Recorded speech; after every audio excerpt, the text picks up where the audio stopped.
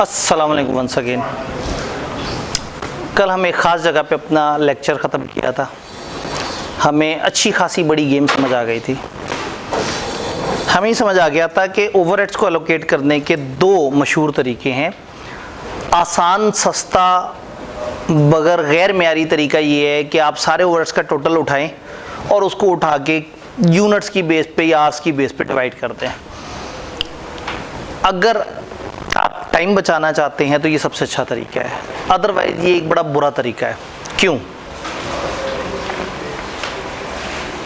बुरा तरीका है ये?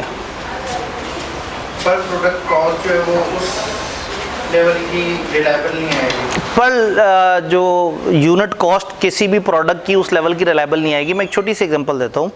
फर्ज करें लास्ट सेशन के अगर मैं स्टैट्स में मोटी मोटी बात करूं, मैं कहूँ जी 5000 स्टूडेंट्स जी हमारे पास पढ़ रहे हैं और उसमें से फ़र्ज़ करें 2000 स्टूडेंट्स ऑनलाइन पढ़ रहे हैं और 3000 फ़र्ज़ करें फिज़िकल पढ़ रहे हैं। वैसे ग्राउंड रियलिटीज़ की ऑपोजिट है। 60% हमारे पास ऑनलाइन होते हैं और 40% फिज़िकल होते हैं। हम एम ही बड़े बड़े कमरे सेटअप डाल के बैठे हुए हैं, बच्चे जो है ना वो ऑनलाइन। तो अगर हमारे पास 3000 बच्चे ऑनलाइन हैं और 2000 बच्चे फिजिकल है तो बच्चे कितने हो गए? 5000। हमने डिवाइड करना है, हमने देखना है हमारी फिजिकल की क्या कॉस्ट आई और हमारी ऑनलाइन की क्या कॉस्ट आई। जो ऑनलाइन स्टूडेंट्स हैं उन पे एक एक्स्ट्रा इस सेशन के एंड पे शायद 29 लाख है या शायद 37 लाख है, वो हमारा स्ट्रीमिंग की कॉस्ट लग गई। ये स्ट्रीमिंग की कॉस्ट क्यों लगी? चूँकि ऑनलाइन के बच्चे पढ़ रहे थे। क्या फिजिकल के बच्चों ने ऐसी कोई हरकत की थी जिस वजह से ये कॉस्ट पड़ती है हमें? नहीं। अब अगर मैं सारे ओवरहेड्स टोटल करूं और उसमें वो 37 लाख रुपये भी डाल दूं और एंड पे जो ग्रैंड टोटल है मैं उसको 5000 स्टूडेंट्स पे डिवाइड करके उसको 2000 से या 3000 से मल्टीप्लाई करके ऑनलाइन की कॉस्ट निकाल लूं और 2000 से मल्टीप्लाई करके फिजिकल की कॉस्ट निकाल लूं, तो वो जो 37 लाख है वो भी उन 2000 स्टूडेंट्स को भी एलोकेट हो जाएगा, जबकि उन बेचारों का कसूर ही कोई नहीं। तो हम खामखा अपनी कॉस्टिंग ख़राब कर देंगे। हमें ऑनलाइन की कॉस्ट कम होती नज़र आ जाएगी और फिज़िकल की कॉस्ट बिला वजह बढ़ जाएगी। तो अगर हम सारे ओवरहेड्स को टोटल करके सब में किसी एक स्टैंडर्ड पैटर्न पे डिवाइड कर दें तो जो हर कॉस्ट की अपनी नेचर है वो सही से सेंस नहीं हो सकती। फिर हम ऑनलाइन के साथ भी जुल्म कर सकते हैं। हम कहेंगे जी हमारे 2 कैंपसेस का मिला के सेशन का 2 करोड़ किराया है। अब इस 2 करोड़ किराए को हम डिवाइड करें 5000 बच्चों पे, क्या आएगा जवाब? अब तो मेरे सामने अकाउंटेंट मौजूद हैं जो दिमाग में भी तेज़ कैलकुलेशन कर लेते हैं। 2 करोड़ 20 मिलियन है, इसको आपने डिवाइड करना है 5000 से।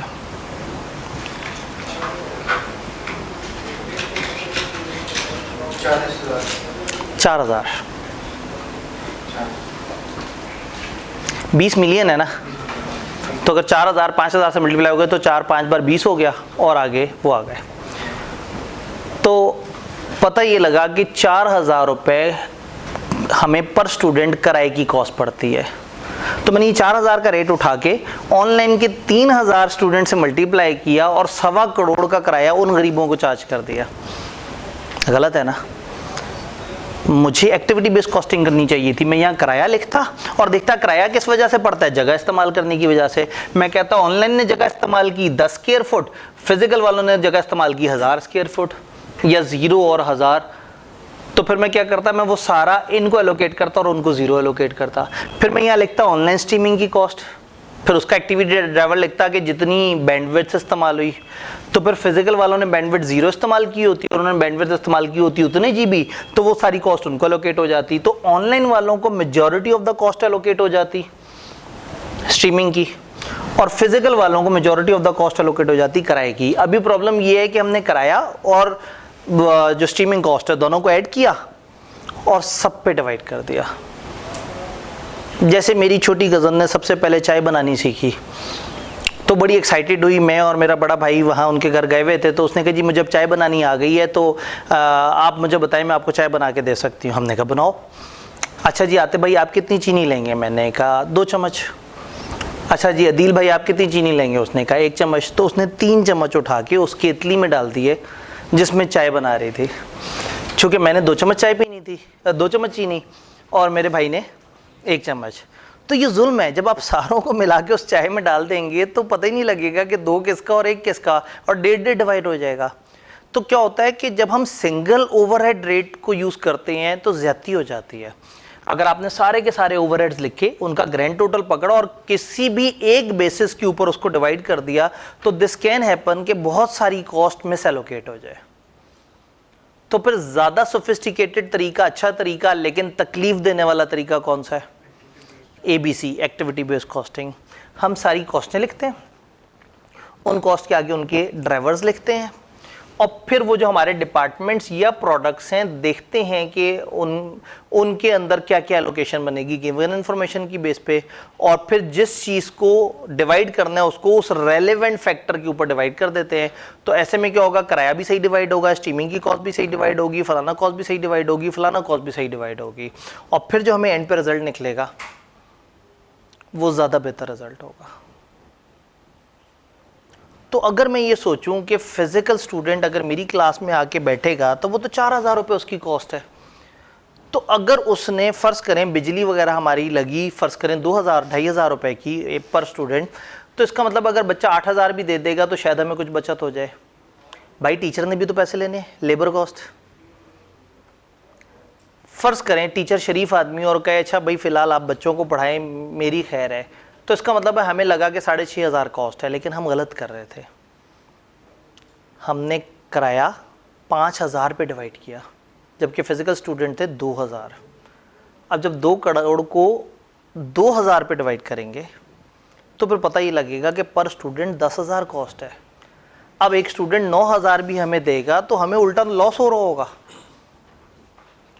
तो आपकी डिसीजन मेकिंग मुतासर हो जाएगी। अगर मैं अपनी डिसीजन मेकिंग करते हुए गलत ओवरहेड कैलकुलेट कर लूँगा तो हमारे जहन में एक अंदाज़ा सेट हो जाएगा और उसके बाद हमारे लिए मुश्किल हो जाए। इसी वजह से जब एक बच्चा हमारे पास फिजिकली पढ़ रहा होता है और उसके साथ में वो कहता है मैंने ऑनलाइन भी लेना है, तो फिर हम अंदाज़ा लगाते हैं कि फिजिकल पढ़ते हुए बच्चे से ओवर एंड अबव अगर हम ऑनलाइन करेंगे तो अगर हमने ये सारे एक्सपेंस यहाँ चार्ज किए हुए हों तो ओवर एंड अबव जो एक्सपेंस होंगे वो किस तरह से बनेगा। तो हमारे जहन में एक एस्टीमेट आता है 3,000 से 5,000 के दरमियान। अगर वो बच्चा अपनी सारी वीडियो सही से देखे और फिर दोबारा देखे तो शायद 5,000-5,500 स्ट्रीमिंग की कॉस्ट हमें पड़ जाए। अगर वो एक शरीफ बच्चा हुआ और उसने एक दफ़ा पढ़ा, एक दफ़ा वीडियोज़ देखी, तो हमें 3,000 की कॉस्ट पड़ेगी।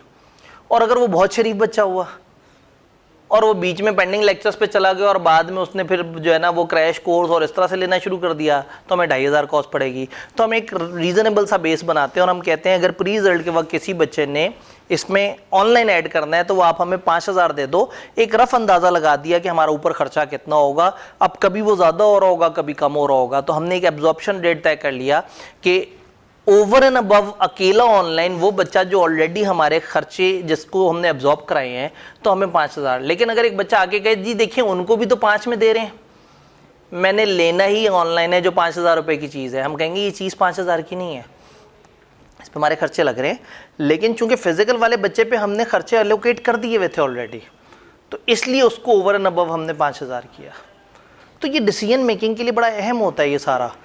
तो वही एक बच्चा 12,000 ऑनलाइन का दे रहा होगा, हम रो रहे होंगे कि भाई हमारा तो खर्चा पूरा नहीं हुआ, और वही फिजिकल का एक बच्चा हमें 5,000 देगा और हम कहेंगे कि अल्लाह करे बस फिजिकल ही पढ़ता रहे, ऑनलाइन की तरफ ना ही जाए।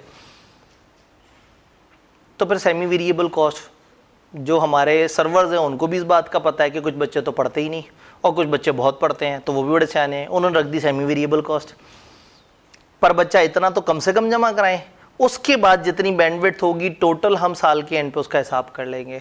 तो इसीलिए हम इसकी एक्यूरेट अमाउंट नहीं गेस कर पा रहे होते और एंड पे जब बैठ के पूरा डेटाबेस देखते हैं तो फिर हमारे सामने आती है, जिसमें मैं कह रहा हूँ ना कि वो पता नहीं 29 लाख थी या शायद 37 लाख थी या शायद बेस प्लस वो मिला के इस तरह से करके।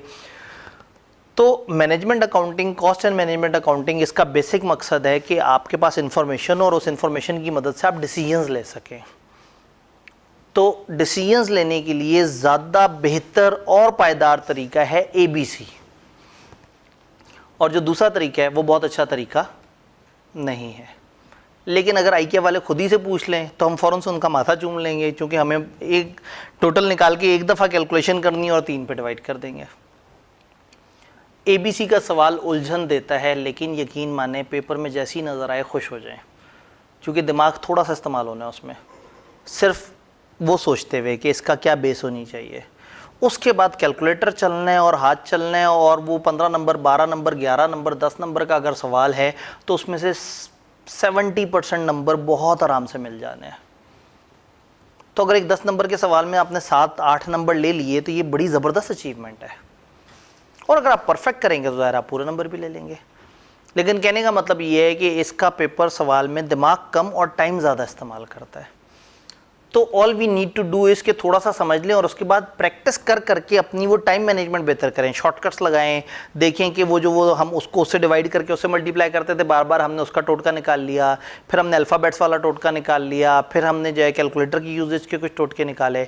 जितना कम टाइम लगाएंगे उतना सहूलत ज़्यादा है। तो इसका सवाल आसान लेकिन लेंथी होता है। और अभी इस सवाल में अब अगला लेवल आज ऐड होने जा रहा है। होमवर्क मिला था आपको कोई,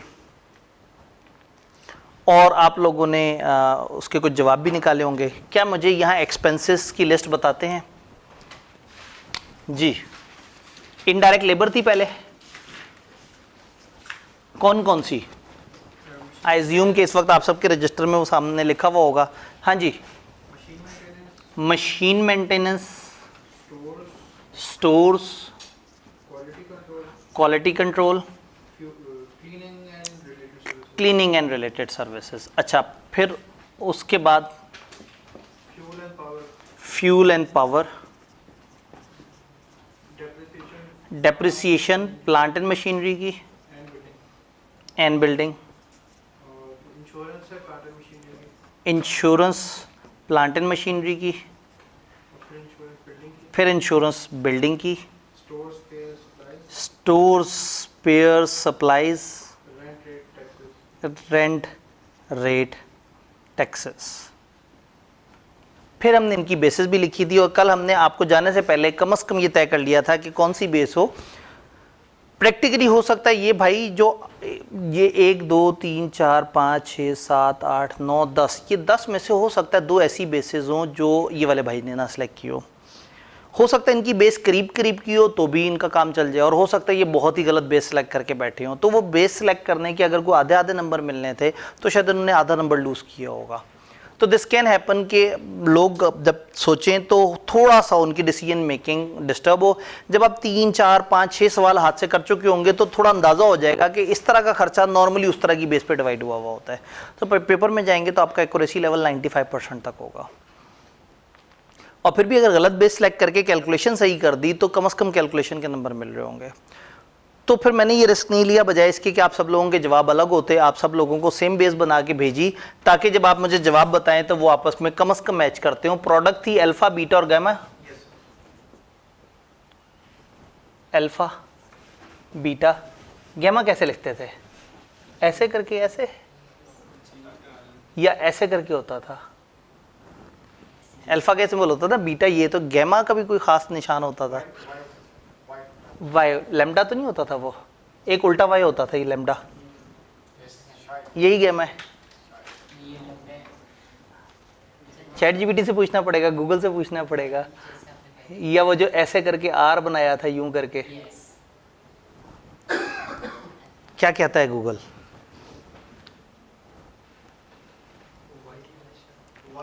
वाई है, सीधा सीधा वाई, ठीक है। वाई जो कि जिसका टुंडना दूसरी तरफ जा रहा है, ये वाई हम ऐसे बनाते हैं, लेकिन ये शायद दूसरा वाला वाई है, ऐसे उसी तरह का सीधा वाला वाई। चलें जी, अल्फा, बीटा और गामा। अमाउंट्स अब आप मुझे बताएंगे। कोई एक बच्चा जैसे लगता है कि उसकी अमाउंट बिल्कुल एक्यूरेट होंगी, उसने वो डेसिमल वाली हरकत भी नहीं की, उसने पूरा स्टोर करके और एक्यूरेट जवाब निकाला है, ऐसा कौन है? शायद मुझे पहला सवाल ही पूछना चाहिए, किसने किया है घर जाके? ठीक है, आपने किया, आपने किया है, आपने किया है, आप लोगों ने किया है, लेकिन एक्यूरेसी पे सबको डाउट है। ठीक है, फिर एक ऐसा जवाब वो करते हैं जो बहुत पॉइंट एक्यूरेट ना हो। तो आप अगर मुझे फिगर्स बताएं, ये पहली 4 फिगर्स तीनों की आपने मुझे बतानी है, और किसी का सब्सटेंशियल डिफरेंस आ रहा हो तो उसने ब्रेक लगानी है कि सर जी ये कुछ गड़बड़ है, बताएं। 150,000। अच्छा, ज़्यादातर अमाउंट्स 000 में, ज़रा अमाउंट्स की शक्ल दिखाएं।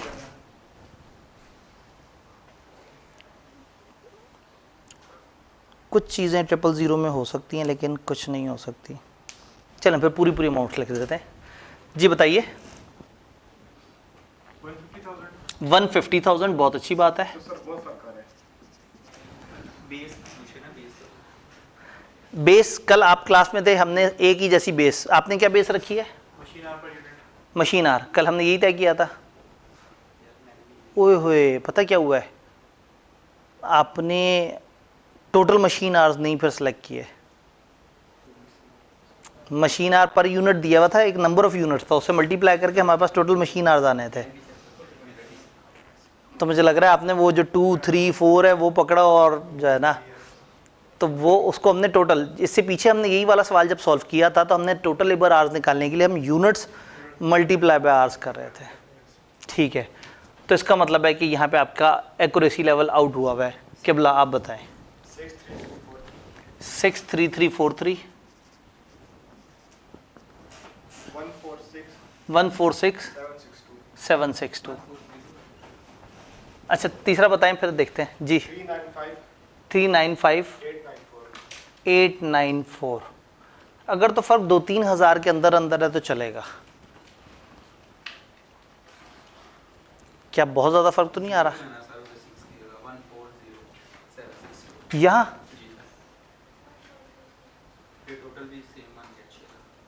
फिर टोटल सेम हो जाएगा।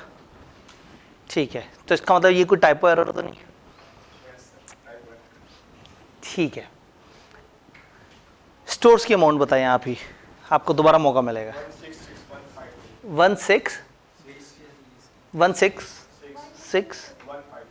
153। अचानक से हमें कुछ एतराज़ मौसूल हुए। हाँ जी, स्टोर्स की बेस स्टोर्स था, तो बाकियों का डिफरेंस 7-8 हज़ार का तो नहीं कहीं? 144। वो जालिम आदमी की कीता है।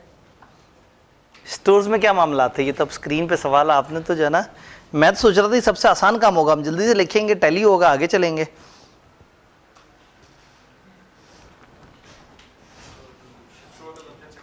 खर्चा हमारा था 3,60,000 और उसको हमने डिवाइड करना था स्टोर्स की कंजम्पशन 720, 270 और 810।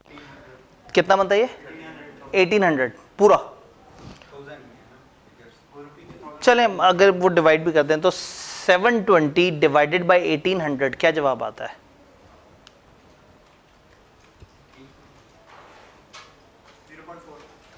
इसको मल्टीप्लाई करें ज़रा 360 से। 144। इसका मतलब है कि जो है ना, जो आवाज़ें और वो आरोप हैं वो सही हैं, सैंपल गलत हो गया। अब आप ये देखें कि एक चीज़ समझ आने के बाद भी कैलकुलेट करते हुए भी इनएक्यूरेसीज हो जाती हैं, और उसमें ये नहीं होता कि अंडरस्टैंडिंग का मसला है। सम टाइम नंबर पूरा नहीं प्रेस हुआ, सम टाइम थोड़ा सा जल्दी में थे, सम टाइम 6 को 0 पढ़ लिया। तो ये छोटी छोटी सी मिस्टेक्स हैं जो हमें पता भी नहीं होता। हम कहते हैं हम सवाल फड़का फुड़कू के आ गए थे, और आई के हमें फड़का फुड़कू के रख देता है। तो ये तो तजर्बा फ्लॉप हो गया। शायद मेरे पास इसका कोई फुल फ्लेज जवाब लिखा हुआ हो तो उससे टैली कर ले। मेरे ख्याल में मैंने भी इसका जवाब पेस्ट यहाँ नहीं किया हुआ था शायद।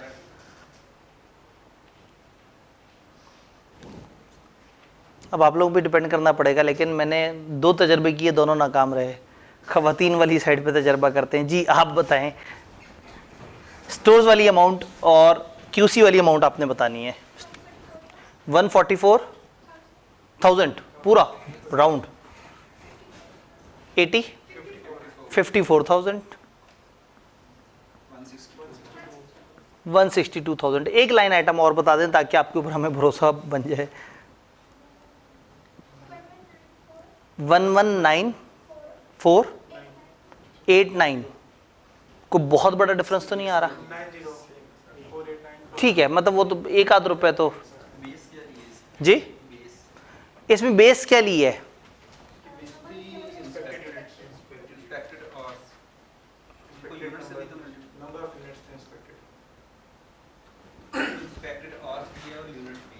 हमने बेस कल कौन सी तय की थी? Number of units. हाँ, अगर आर्स होते तो फिर वो तो टोटल आर्स हम निकालते। अब यूनिट्स का मतलब है कि हमने इंस्पेक्ट किए ही सिर्फ इतने से यूनिट हैं, इनसे ज़्यादा पे हमने काम ही नहीं किया, तो इसलिए फिर इनको ऐड करके और उसका। जी आगे बीटा में बताएं। 79659। पॉइंट को इग्नोर कर दें, हम हज़ारों में पहुंचे हुए हैं। 268859। क्या ज़्यादातर लोग करीब करीब? ठीक है, आपने भी किया हुआ है। वो सी एंड आर आप बता दें, इनडायरेक्ट लेबर जो था चौथा। 160, कितना? 160,000, 160,000 पूरा राउंड। इतना राउंड जवाब आया वैसी परेशानी हो जाती है। और 140,000, 140,000, 100,000, 100,000 कोई इख्तलाफ नहीं। भाई से दोबारा तजर्बा करते हैं। फ्यूल एंड पावर 1260,000, 1260,000 आगे 840,000, 840,000 आगे 630,000, 630,000। कोई बड़ा एतराज़? एतराज़ ही एतराज़। बेस क्या लिया है? मैंने देखा कि लोग एक लाइन आइटम तक ठीक हैं, जब आगे पहुंचते हैं तो मामला ख़राब हो जाता है। और मशीन आर्ट्स के साथ फिर आपने वही साथ वाले भाई वाला काम किया होगा जैसे इन्होंने किया था। वो मशीन आर्ट्स को आपने वो से मल्टीप्लाई नहीं किया होगा, यूनिट से। ठीक है, तो जिन्होंने यूनिट से मल्टीप्लाई किया है, क्या आपने यूनिट से मल्टीप्लाई किया हुआ है? ये भाई पे फिर से भरोसा करके देखते हैं जी। 295,601, 659, 891, 656, 891, 184, 7567। ज़्यादातर लोग मुत्तफिक हैं। ठीक है, खातून की तरफ दोबारा चलते हैं। Depreciation plant and machinery and building. जी ये सही नहीं निकली, साथ वाली खातून ने। इसमें क्या था, परेशानी क्या थी? यहाँ तक पहुँच के हम थक गए थे या हम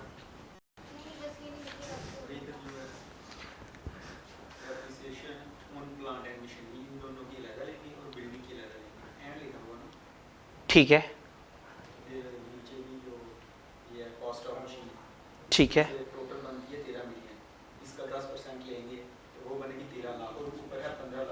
यहाँ पे मसला आ गया कि वो चीज़ें अलग अलग डिवाइन हुई थी। ये इन्होंने डेप्रिसिएशन का प्लांट एंड मशीनरी, खाली प्लांट एंड मशीनरी का रेट दे दिया था 10%, जबकि ये जालिम कहता था depreciation on plant machinery and building. अच्छा, और बिल्डिंग के केस में हमारे पास और कुछ था? 13 लाख तो इसकी आ जाएगी ना, तो 15 लाख 60,000 में 13 लाख लेस करेंगे, 2,60,000। कॉस्ट ऑफ मशीनरी मौजूद थी, हमने जब इसको माइनस किया तो फिर हमारे पास कॉस्ट आ जानी थी 13 मिलियन कॉस्ट आनी थी, उस पर 10% रेट लेगा। ठीक है, डेप्रिसिएशन आ गया। 15,60,000 में 13 लाख तो कॉस्ट और प्लांट एंड मशीनरी की बन गई। ठीक है, बाकी जो 2,60,000 वो बिल्डिंग की वो फैक्ट्री स्पेस पे डिवाइड करेंगे। ठीक है। तो इन्होंने ये कहा कि जी इस वक्त सवाल में ज़रा टेक्निकलिटी ऐड हो गई थी, कल हम इस चीज़ को थोड़ा सा अवॉइड करने की कोशिश कर रहे थे, क्योंकि मेरा ये था कि भाई पहला सवाल भरपूर वाला आप घर जाके करें। तो कल हमने जब ये 10% वाली बात आई तो हमने कहा था फिलहाल हम इसे इग्नोर कर देते हैं और हम उसको उस सिंपल बेस के ऊपर डिवाइड कर देते हैं, चाहे हमारा आंसर सोल्यूशन से डिफरेंट हो, कोई मसला नहीं है। असल में जो मकसद था वो ये था कि आपको इसको मल्टीप्लाई करने वाला है, तो मैं उसके जो हर सवाल के अंदर एक टेक्निकलिटी होती है जिसमें ज़रा टाइम लगता है, तो मेरी ख्वाहिश थी कि जब आप होमवर्क करें तो उस टेक्निकलिटी में फ़िलहाल आप ना पढ़ें। तो मैं उसमें फ़िलहाल नहीं पढ़ना चाह रहा था, लेकिन अब चूंकि भाई उस कैलकुलेशन के साथ चल रहे हैं तो अब यही भाई से फिर पूछते हैं कि फिर आपका फाइनल कंसोलिडेटेड जवाब क्या निकला। जी जी, यानी आप कह रहे हैं कि ये इसको फिर मैं 2 हिस्सों में डिवाइड कर दूँ। ठीक है, मैं इसको ये नीचे कहीं ले जाता हूँ, डेप्रिसिएशन बिल्डिंग की यहाँ लिख देते हैं जी। प्लांट एंड मशीनरी की डेप्रिसिएशन आपने क्या किया, उसकी कॉस्ट 13 मिल वो करके 10% से मल्टीप्लाई किया तो कितने लाख आ गई? 13 लाख। इस 15,60,000 में से 13 लाख डेप्रिसिएशन आ गई, उसको आपने एलोकेट कर दिया उस बेस पे। बताइए, पूरा 6 लाख, 6 लाख, 4 लाख, 3 लाख। क्या ये पॉइंट कोई ऐसा है जिसे नहीं समझ आया? मैं जिस तरफ नहीं जाना चाह रहा था सवाल की टेक्निकलिटी पे, लेकिन अब हम उधर पहुंच गए हैं। उन्होंने कहा था डेप्रिसिएशन 10% है और प्लांट एंड मशीनरी की हमें टोटल कॉस्ट भी पता थी, तो वो हमने उसके ऊपर 10% मल्टीप्लाई किया तो हमारे पास जवाब आ गया 13 लाख। और ये फिगर दी हुई थी सारों के मिला के, तो हमने 13 लाख को यहाँ आपस में डिवाइड कर लिया और वो जो ऊपर का 2 लाख समथिंग था उसको उठा के यहाँ ले गए और यहाँ इसकी नई जो बेस है वो सेट कर दी फैक्ट्री स्पेस के वो कितनी जगह यूटिलाइज कर रहे हैं, और जो बकाया पैसे हैं उसको उस हिसाब से डिवाइड कर दिए। तो ज़रा ये मुझे भी बता दें। 104 000 91 000 65 000। क्या ये बात सबको समझ आई? सबको समझ आ रही है? ठीक है, देखें प्रॉब्लम ये था कि हमने डेप्रिसिएशन डिवाइड करनी थी और डेप्रिसिएशन दी हुई है 3 चीज़ों की, प्लांट, मशीनरी और बिल्डिंग। जब हम प्लांट मशीनरी टाइप की चीज़ें देखते हैं तो वो आर या कंजम्पशन उस बेसिस पे होता है, और बिल्डिंग से रिलेटेड जो खर्चे हैं वो नॉर्मली हम स्पेस के हिसाब से कर रहे होते हैं। सवाल जाते जाते हमें एक एमी इंफॉर्मेशन दे गया, rate of depreciation for plant and machinery is 10% per annum. सालाना जितनी भी हमारी कॉस्ट होगी प्लांट एंड मशीनरी की उसका 10% हमारी डेप्रिसिएशन है। प्लांट एंड मशीनरी की कॉस्ट यहाँ पे हमारे पास दी हुई थी, ये इन 1000, तो ये 6 मिलियन है, ये 4 मिलियन है और ये 3 मिलियन है। तो 13 मिलियन है मशीनरी की कॉस्ट, उसको 10% से मल्टीप्लाई किया तो डेप्रिसिएशन आ गई 1.3 मिलियन।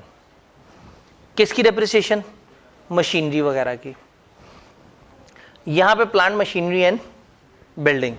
तो हमने क्या किया, इस 1560,000 में से 1.56 मिलियन में से 1.3 मिलियन माइनस कर दिया।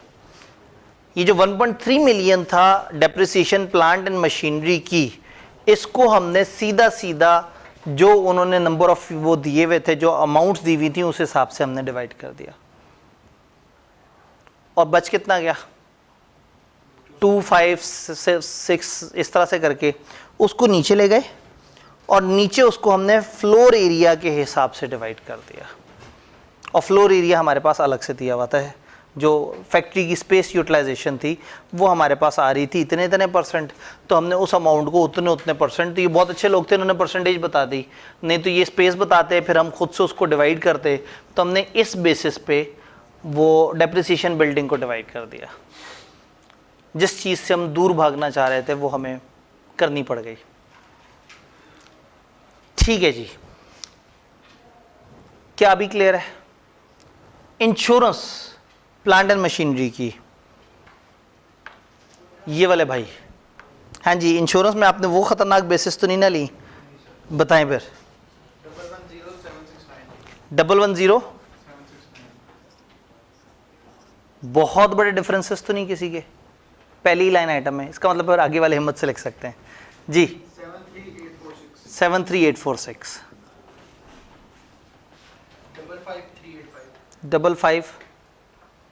55385। बस एक बात मुझे समझ आ गई है, अगर आपको मैं होमवर्क दूं और अगले दिन फिर आप लोगों से पूछ के लिखूं और फिर आप लोगों के आपस में मैच ना कर रहे हो, तो शायद हम टाइम इस तरह से बचा सकते हैं कि मैं अगले दिन आके उस सवाल का ऑफिशियल सोल्यूशन सामने स्क्रीन पे ले आऊँ। और जिस लाइन आइटम में आप लोगों में से किसी का बहुत बड़ा डिफरेंस आ रहा हो तो हम ज़रा एक दफ़ा देखें कि हुआ क्या था, आपका जवाब इतना डिफ्रेंशिएट क्यों कर रहा है। इससे शायद हम वो एक्टिविटी 10-1 मिनट में ख़त्म करके अगले टॉपिक की तरफ जा सकेंगे। लेकिन अभी तो मैं आप लोगों से पूछ के लिख के और जब टोटल करूँगा तो फिर ये हमारा अच्छा खासा टाइम सिर्फ इस वेरिफिकेशन में गुजर जाएगा कि पिछले दिन का आप जो होमवर्क करके आए उसमें ज़रा हौसला रहा या नहीं। चलें आज तो इसे कंप्लीट करते हैं। बिल्डिंग की इंश्योरेंस जी, आप ही बताएं। 24,000 21,000 15,000।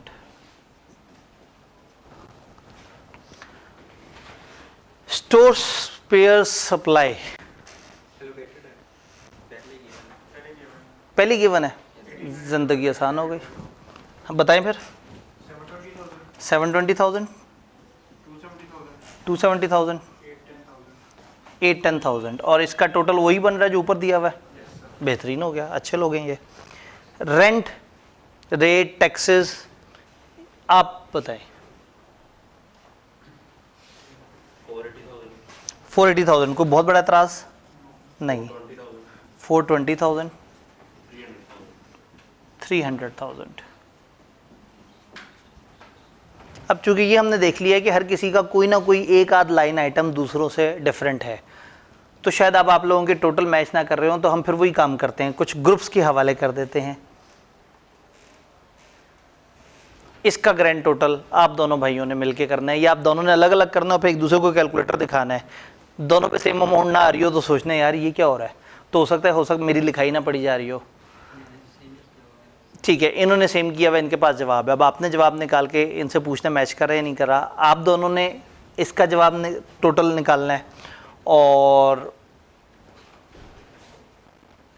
आप कैलकुलेटर लाए या नहीं लाए? जालिम आदमी, आप थ्योरी थोड़ी पढ़ रहे हैं, यहाँ तो कैलकुलेटर चाहिए। अब आप मोबाइल निकाल के तकलीफ से कैलकुलेशन करेंगे, इसका टोटल आपने बताना है और सही बताना है, गुंजाइश भी कोई नहीं है हमारे पास।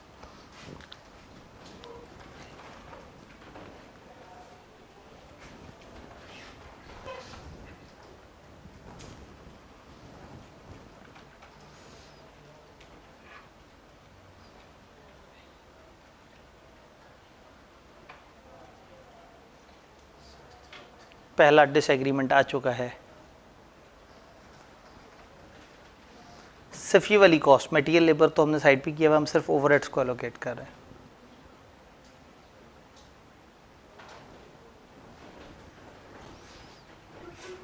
आप दोनों का जवाब मैच कर रहा है, ठीक है।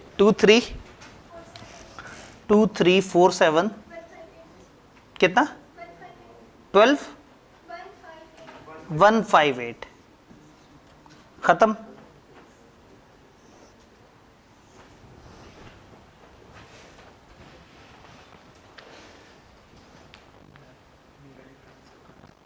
एक भाई मोबाइल से कर रहे हैं और इधर डिसएग्रीमेंट पाया जाता है। क्वालिटी कंट्रोल की बेस का डिफरेंस है, स्कीम के साथ नहीं करेगी, बेस का डिफरेंस है तो और स्कीम। इसीलिए आप याद करें कि मैंने सबसे पहले ये कहा था कि हम में से हर किसी का कोई ना कोई लाइन आइटम में फ़र्क है, इसलिए दो दो बंदों की कमेटी बनाई। तो आपने कहा मेरा सब कुछ यही है, तो अब आप भी कैलकुलेट करें, अब दोनों मैच करें, ये सही है। अपना गलत जवाब उसके साथ मैच करा के कहते हैं जो है ना, ठीक है आपके लिहाज से सही है। इस वक्त मैं सिर्फ ये चाह रहा हूँ कि एक दफ़ा देख लें कि दो साथ बैठे बंदे एक ही कैलकुलेटर पे एक ही तरह का कैलकुलेशन करते हैं, तो वो उनकी एक्यूरेसी भी सेम आती। इसका आपने टोटल निकाल के और देखने कि इन भाई के पास क्या आ रहा है। आप कहाँ तक पहुँचे? 4319,705। इसकी कंफर्मेशन हम किससे करवाएंगे? ये अलग से जो भाई बैठे हुए हैं, क्या यही है? वो भाई ने पहले से कर लिया था, उन्हें भरोसा था। ठीक है जी, हमारे पास दो जवाब मौसूल हो चुके हैं और पहला वाला जो जवाब है अब उसके ऊपर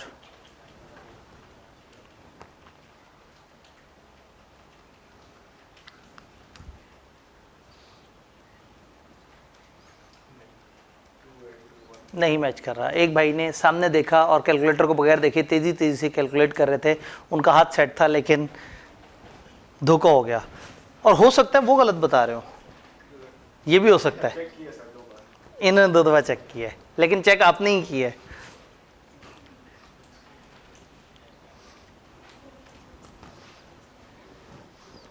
सारे बच्चे टाइम बचाने के लिए जल्दी जल्दी कैलकुलेशंस पे लगे हुए हैं कि हम बस कैलकुलेट करें और आगे बढ़ें।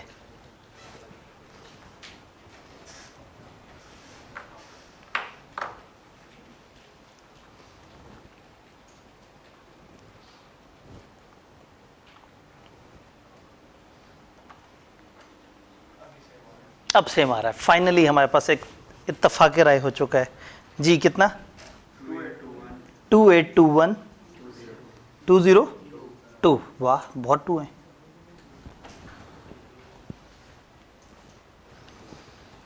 तो ये था हमारा एक प्यारा सा सवाल जिसको सिंगल ओवरहेड बेस पे भी हमने करना था। सिंगल ओवरहेड वाला भी फिर आप लोगों ने कर लिया था। 2 पार्ट थे ना, पहला पार्ट था वो जो लेबर आवर्स की बेस पे करना था ग्रैंड टोटल को, और दूसरा था जिसमें एक्सपेंस बाय। तो ये सवाल करने में तकलीफ अच्छी खासी है, लेकिन खुशी इस बात की है कि बस आप कागज़ का पेट भरते जा रहे होते हैं और नंबर हासिल करते जा रहे होते हैं। डन? क्या ये सारी बातें समझ आ रही हैं? अब सवाल इससे नेक्स्ट लेवल में दाखिल होगा, यानी कि अब जो लास्ट टेक्निकलिटी हम ओवरहेड्स की वो ऐड करेंगे, और हमारी आज और कल की डिस्कशन के बाद इंशाल्लाह ताला ओवरहेड्स हम मुका चुके होंगे। आप लोग फिर हमारे वेरी फर्स्ट सैटरडे वाले टेस्ट के लिए एलिजिबल हो जाएंगे। आप फिर अच्छा सा टेस्ट देंगे। सेम टेस्ट वाले दिन जो है वो एक स्पेशलिस्ट आके आपको उस टेस्ट को डिस्कस करेंगे। ऐसे स्पेशलिस्ट जो कि एज में आपके करीब होंगे, आपको उनको देख के हौसला होगा, आप उनसे बातें पूछ भी सकेंगे, उनसे बातें कर भी सकेंगे। क्योंकि मुझे देख देख के आप आवाज़ार हो चुके हुए होंगे, तो हम जो है ना वो टेस्ट वाले दिन जो है ना वो एक एक्सटर्नल स्पेशलिस्ट को KPMG से बुलाएंगे। KPMG में आर्टिकल्स करते हुए एक CA फाइनलिस्ट जो कि पिछले 3-4 साल से कॉस्ट में मेरे साथ जो है ना वो एक रिसोर्स के तौर पे हैं। तो होता ये है कि टीचर से ज़रा फासला बढ़ जाता है, और ज़रा ऐसा बंदा जो कि ज़रा थोड़ा सा यंगस्टर सा होता है, तो उसके साथ ज़रा थोड़ी सी ज़्यादा अलाइनमेंट बनती है। तो जैसे ही आप टेस्ट करके फारिग होंगे वो फिर आपको बताएंगे कि इस टेस्ट को किस तरह से करना था। यही साहब हमारे ग्रुप में भी ऐड हैं, और जब भी रात 3 बजे भी सवाल करते हुए आपको परेशानी होगी, आपने ग्रुप में मैसेज करना है। अगर वो जाग रहे हैं तो वो इंशाल्लाह फौरी रिप्लाई करेंगे। वो बड़े अच्छे आदमी हैं आज के दौर के हिसाब से। मैं ज़रा सुस्त आदमी हूँ, सुस्त से मुराद है मैं सोशल मीडिया पे उतना नहीं, मुझे बच्चे ईमेल करते हैं, मैं फिर ईमेल जब देखता हूँ मैं जवाब देता हूँ। तो फौरी रिस्पांस के लिए हम फिर एक यंग एनर्जेटिक बंदा टीम में ऐड करके रखते हैं। तो ज़ुहैब साहब हैं जो कि फ्यूचर कॉस्ट के टीचर हैं, और अभी बड़े जोश व खरोश से वो यंग जनरेशन को जो है समझा रहे होते हैं उनकी ज़बान में, बीच में हल्की बुल्की जुगत भी करा देते हैं। ठीक है जी। अब इसमें अगला लेवल या एब्जॉर्प्शन वगैरह का जिक्र है, लेकिन ये हम एक और टॉपिक में जिक्र करेंगे, सर्विस डिपार्टमेंट। सर्विस डिपार्टमेंट का एक नया कॉन्सेप्ट आ जाता है। फॉर एग्जांपल, हम लोग ये इस बिल्डिंग में 5 कमरे हों, एक कमरे में प्रोडक्ट A बन रही है, 7 वाले कमरे में प्रोडक्ट B बन रही है, उसके 7 वाले कमरे में प्रोडक्ट C बन रही है, उसके 7 वाले कमरे में एक कैंटीन है जहाँ से ये लोग सारे जाके खाना खाते हैं, और उसके 7 वाले कमरे में सुपरवाइज़र बैठे हुए हैं और कुछ इस तरह का काम हो रहा है जो कि क्लीनिंग और इस तरह का स्टाफ वहाँ पे बैठा हुआ है।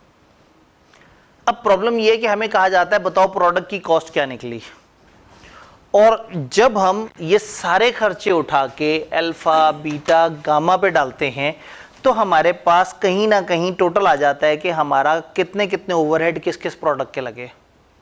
लेकिन अभी एक प्रॉब्लम है, जब हम रेंट को बिल्डिंग पे डिवाइड करते हैं तो बिल्डिंग में है 5 कमरे, इस कमरे ने 20% इस्तेमाल किया, इस कमरे ने 20% इस्तेमाल किया, इसने 20% इस्तेमाल किया, एक और कमरे ने 20% इस्तेमाल किया, एक और कमरे ने 20% इस्तेमाल किया। ये 2 कमरे उन डिपार्टमेंट्स के थे जो प्रोडक्शन नहीं कर रहे थे, ये तो कैंटीन वाले थे, और ये थे क्लीनिंग और मेंटेनेंस वाले। लेकिन जब मैं प्रोडक्ट की कॉस्ट निकालना चाहूँगा तो मैं ये चाहूँगा कि प्रोडक्ट पे कॉस्ट उनकी भी एलोकेट हो। वो कैंटीन बनाने वालों को हमने रखा ही इसलिए था कि हमारे 3 कमरों में प्रोडक्शन हो रही होती है। इसका मतलब ये है कि सबसे पहले स्टेप में तो आप ये सारे ओवरहेड्स पकड़ के इसको डिवाइड करेंगे उन 3 या उन 5 कमरों में। डिवाइड कर दिया, ग्रैंड टोटल निकाल लिया, तो वो जो ये 2 डिपार्टमेंट्स हैं इनकी भी एक कॉस्ट आ जाएगी। फिर अगला लेवल हम कहेंगे ये जो डिपार्टमेंट था कैंटीन का, इसने इन 3 डिपार्टमेंट्स को सर्व किया है। यहां पे लोग आके खाना खाते थे, इस डिपार्टमेंट में 100 लोग हैं, इस डिपार्टमेंट में 50 लोग हैं, इस डिपार्टमेंट में 40 लोग हैं। ये 190 लोग आके इनके पास खाना खाते थे, और इनका टोटल खर्चा लगा है 2 लाख रुपया या 1,90,000 लगा। एम्प्लॉयज़ कितने थे? 190। इसका मतलब है पर एम्प्लॉई ये खर्चा लगा। फिर हम ये जो इसका खर्चा ये एलोकेशन के बाद निकाला होगा, फिर वो खर्चा उठा के हम उन 3 डिपार्टमेंट्स को एलोकेट कर देंगे। फिर ये वाले भाई साहब के पास आएंगे, हाँ जी आप, पता लगे ये क्लीनिंग और सुपरवाइज़र थे। फिर इसकी बेस समझेंगे कि इस बेस पे डिवाइड होनी है, और फिर इसका जो ग्रैंड टोटल खर्चा है वो भी इन 3 पे डिवाइड हो जाएगा। इसका मतलब है सवाल में जो हम एलोकेट कर रहे थे, अब 2 लेवल में एलोकेशन होगी। पहले सारे खर्चे उठा के सारे डिपार्टमेंट्स पे एलोकेट हो जाएंगे, इस तरीके से जो हम अभी तक पढ़ते आ रहे हैं। फिर पता ये लगेगा कि भाई 3 प्रोडक्शन के डिपार्टमेंट है और 2 सर्विस डिपार्टमेंट्स हैं, और सवाल ये कहेगा कि इन सर्विस डिपार्टमेंट्स को भी प्रोडक्शन पे चार्ज करके बताओ तुम्हारी प्रोडक्ट्स पे कितना खर्चा आया।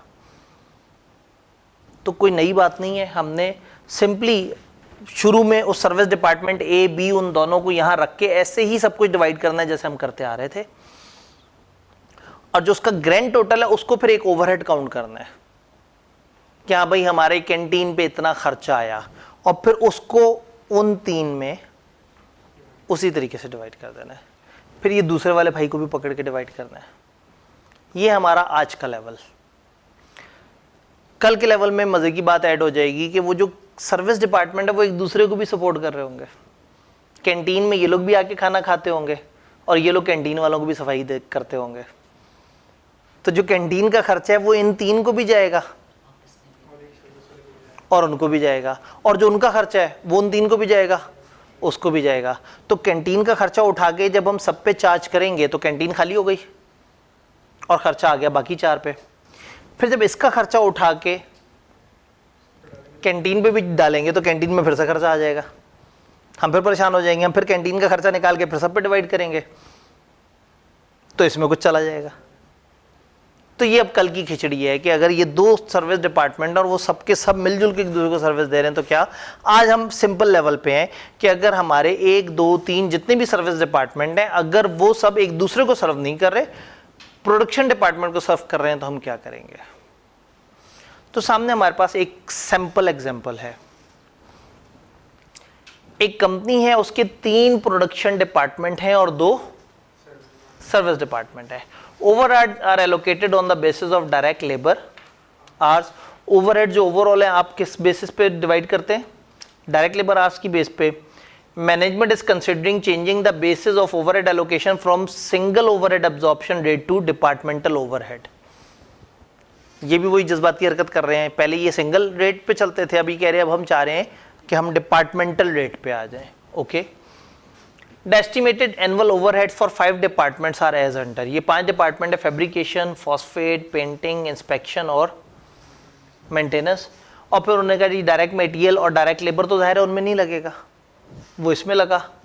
फिर इनडायरेक्ट मटेरियल इधर नहीं था उधर लगा, अदर वेरिएबल ओवरहेड इन सब में लगे, फिक्स ओवरहेड इन सब में लगा, और टोटल डिपार्टमेंटल एक्सपेंसेस यूं करके आ गए।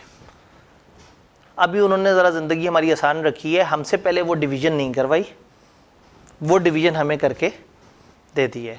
अब हमें पता लगा है कि हमारा फैब्रिकेशन का जो डिपार्टमेंट है उसका खर्चा कितना है, 8,630 000 में है तो 8.6 मिलियन। इसका खर्चा है 820 मिलियन, इसका खर्चा है 1.445 मिलियन। इस डिपार्टमेंट का खर्चा है 2,10,000 और इस डिपार्टमेंट का खर्चा है 3 लाख। अच्छा, फिर जिस तरह से अदर इन्फॉर्मेशन नहीं दी होती थी, नीचे सवाल ने अदर इन्फॉर्मेशन दी है कि प्रोडक्शन कैपेसिटी क्या है हमारे इस डिपार्टमेंट की, 20,000 यूनिट, 25,000 यूनिट, 30,000 यूनिट। इस पे हमारे आर्स कितने लगे हैं, इतने हज़ार, इतने हज़ार, इतने हज़ार। मशीन आर्स कितने हैं, इतने इतने इतने। फिर use of service department. Service department का यूज़ इन्होंने क्या क्या किया। सर्विस डिपार्टमेंट के जो मेंटेनेंस के लेबर आर्स थे इन्होंने इतने इस्तेमाल किए, इन्होंने इतने, और जो इंस्पेक्शन के आर्स थे इन्होंने इतने इस्तेमाल किए, इतने इस्तेमाल किए और इतने इस्तेमाल किए। एक मेंटेनेंस था और एक इंस्पेक्शन। तो मेंटेनेंस वालों को इस तरतीब में इस्तेमाल किया और इंस्पेक्शन वालों को। तो अब यहां तक हमें इनकी कॉस्ट पता है तीनों डिपार्टमेंट्स की। अब भाई साहब को हमने उन 3 पे डिवाइड करना है और ये वाले भाई साहब को उन 3 पे डिवाइड करना है, और नीचे हमारे पास बेसिस उन्होंने दी हुई हैं। क्या कम से कम इतना फ़ौरन से रजिस्टर पे करने की कोशिश करते हैं। आपने करना क्या है, इस 2,10,000 को इन 3 पे डिवाइड करना है। किस बेसिस पे, ये इंस्पेक्शन है,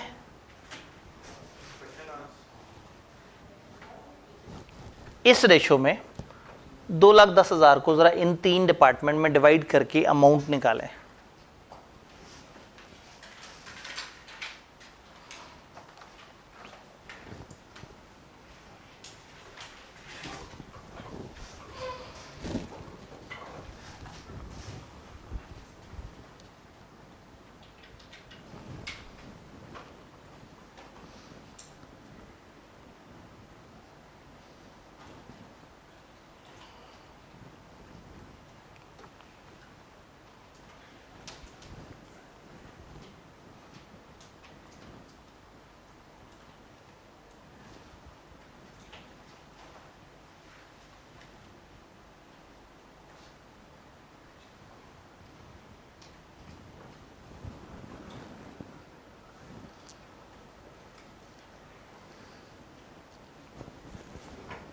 जिन्होंने इंस्पेक्शन डिवाइड कर ली उन्हें फ़ौरन समझ आ गया कि अगला सवाल सर ने कहना है कि वो भी डिवाइड करें, तो वो सियाने हजरात पहले से ही वो भी डिवाइड करना शुरू हो गए शायद।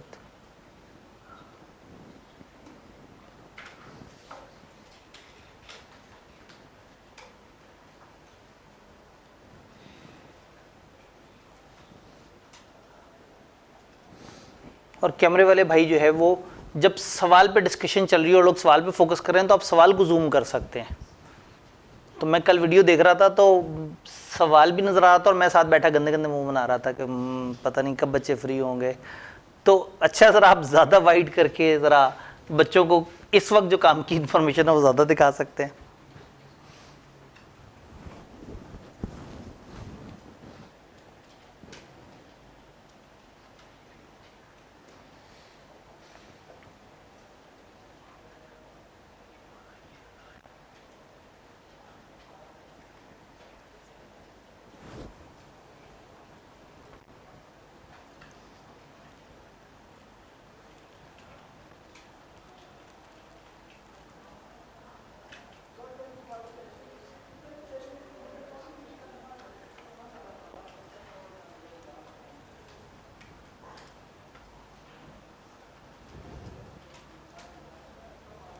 मुझे लग रहा है मैंने बहुत मुश्किल बात कह दी है।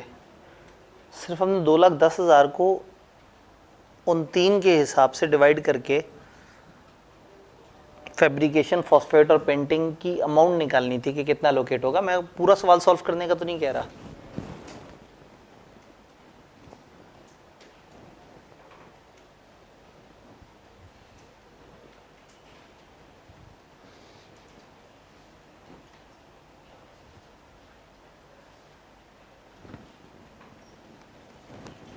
नहीं जी,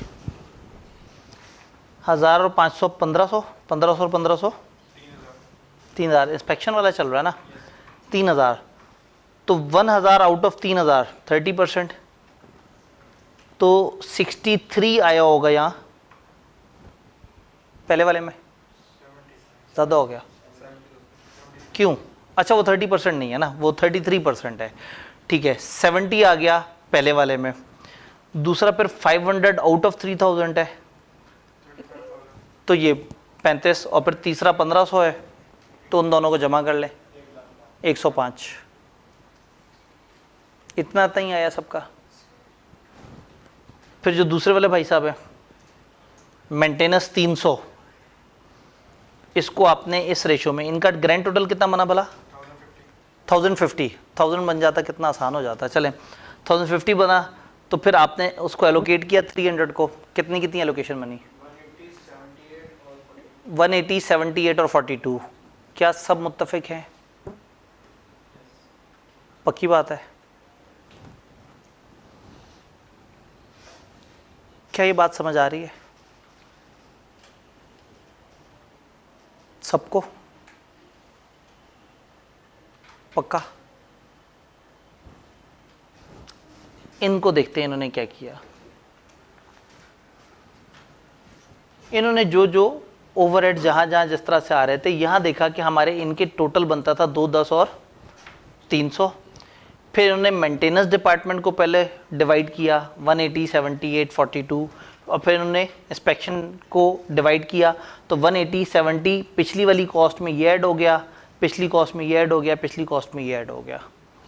तो उनके पास एक ग्रैंड टोटल आ गया कि उनके ओवरहेड्स पे कितने लगे। सवाल ने तो हमें और इन्फॉर्मेशन मटेरियल लेबर वगैरह भी दी थी, तो वो यहाँ से शुरू हुए, ये दो चीज़ें ऐड की और इसमें फिर आगे वाली चीज़ें ऐड करके और अंदाज़ा लगाने की कोशिश की कि ओवरहेड्स का ग्रैंड टोटल कितना निकला है।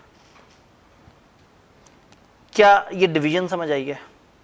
तो अगर पेपर में एक सवाल आए जिसमें अभी तक फॉर एग्जांपल आपने एक इस तरह का बड़ा सवाल देखा ये, और इसको उन्होंने कहा था ये बेसिस दी हुई, आपने अल्फा बीटा गामा वगैरह निकाल लिया।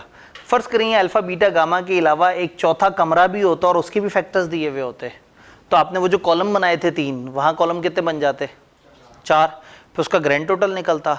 फिर वो आपको बताते कि वो वाला जो सर्विस डिपार्टमेंट है वो 30% अल्फा को सपोर्ट कर रहा है, 15% बीटा को कर रहा है और 55% गैमा को कर रहा है। तो आप उसको उतनी ही परसेंटेज में उन तीनों के नीचे डिवाइड करके, जहां ये आप लाइन आइटम्स लिखते आ रहे हैं, ये लिखने के बाद यानी आप यहाँ ओवरहेड एलोकेशन करते और जो ग्रैंड टोटल निकलता है यहाँ लिखते overhead allocation before service departments. फिर आप कहते हैं सर्विस डिपार्टमेंट कॉस्ट एलोकेशन, उसका नाम लिखते मेंटेनेंस। उधर से ये जो ग्रैंड टोटल यहाँ होता उसको माइनस कर देते और उसको इन 3 में एलोकेट कर देते, फिर अगले सर्विस डिपार्टमेंट का नाम लिखते और इस तरह से कवर कर लेते। तो इसका मतलब है कि सर्विस डिपार्टमेंट ऐड होने से कोई बहुत ज़्यादा साइंस ऐड नहीं हुई है। यूँ समझें कि सर्विस डिपार्टमेंट के ग्रैंड टोटल को हम एक ओवरऑल ओवरहेड काउंट करेंगे और उसको भी किसी ना किसी बुनियाद पे जो सवाल ने हमें बताई होगी हम डिवाइड कर देंगे। क्लियर?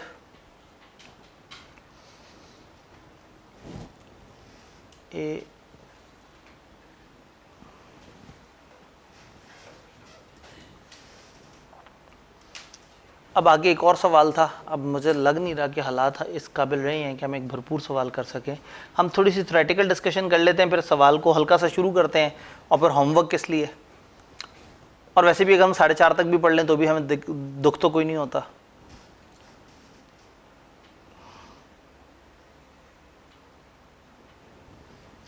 ये कंपनी का सवाल है, स्पैरो प्राइवेट लिमिटेड है, ये 2 प्रोडक्ट्स बनाती है। प्रोडक्ट का नाम क्या है? ए और बी। ये प्रोडक्ट 2 मशीन्स के थ्रू गुजरती हैं, मशीन M1 और M2, और 2 सर्विस डिपार्टमेंट है, इंस्पेक्शन और पैकिंग। इलेक्ट्रिसिटी है इतने की, रेंट है इतना, ऑपरेशनल एक्सपेंसेस मशीन 1 के इतने और ऑपरेशनल एक्सपेंसेस मशीन 2 के इतने, 4 ओवरहेड्स हैं। यूनिट्स प्रोड्यूस हुए हैं ए में और बी में। अब ये इंफॉर्मेशन दे रहे हैं, labour time per unit inspection department का यहाँ 15 मिनट लग रहा है और वहाँ labour time per unit packaging department का यहाँ 12 मिनट लग रहा है और वहाँ 10 मिनट लग रहा है। ये मैंने इसको थोड़ा सा रिवाइज कैलकुलेशन निकाली हुई है कि 15 मिनट का मतलब है 1 घंटे में 4 यूनिट्स, या लेबर टाइम पर यूनिट है तो 15 मिनट में अगर 1 यूनिट बन रहा है तो 1 घंटे में 4 यूनिट्स पे काम होगा, 1 घंटे में। इसी तरह से जो लेबर टाइम पर यूनिट है 12 मिनट्स है तो 1 घंटे में 5 यूनिट और 1 घंटे में 6 units. The area occupied by 2 machines M1 and M2 and 2 service department is as follows. M1 इतना स्क्वायर फीट एरिया ले रहा है, M2 इतना स्क्वायर फीट एरिया ले रहा है, इंस्पेक्शन डिपार्टमेंट इतना ले रहा है और पैकेजिंग डिपार्टमेंट इतना ले रहा है। Machine M1 has produced 50% units of product A and 65% units of product M1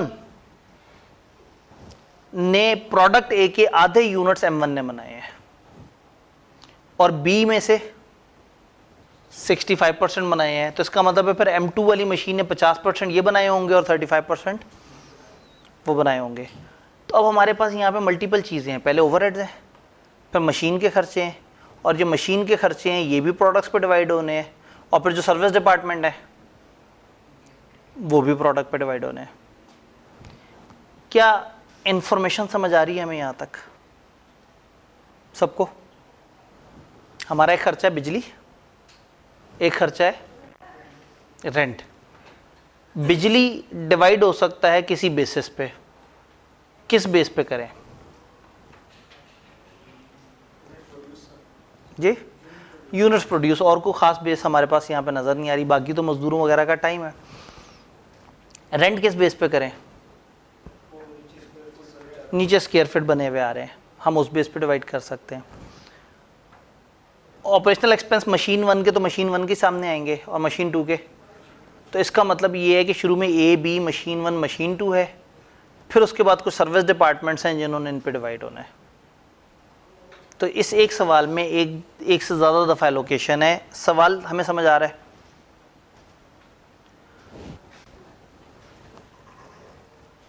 allocation पहले मशीन 1 मशीन 2 इंस्पेक्शन और पैकेजिंग खर्चे इस पे डिवाइड करें। Allocation of cost to cost centre, area occupied, allocation of electricity हम करेंगे एरिया के base पे। तो एरिया के हिसाब से हमने क्या किया, इलेक्ट्रिसिटी और रेंट को, अब इन्होंने एरिया के हिसाब से कर दिया, हम यूनिट्स के हिसाब से भी कर सकते थे, इन्होंने उसके हिसाब से यहाँ पे ये सारी एलोकेशन कर दी।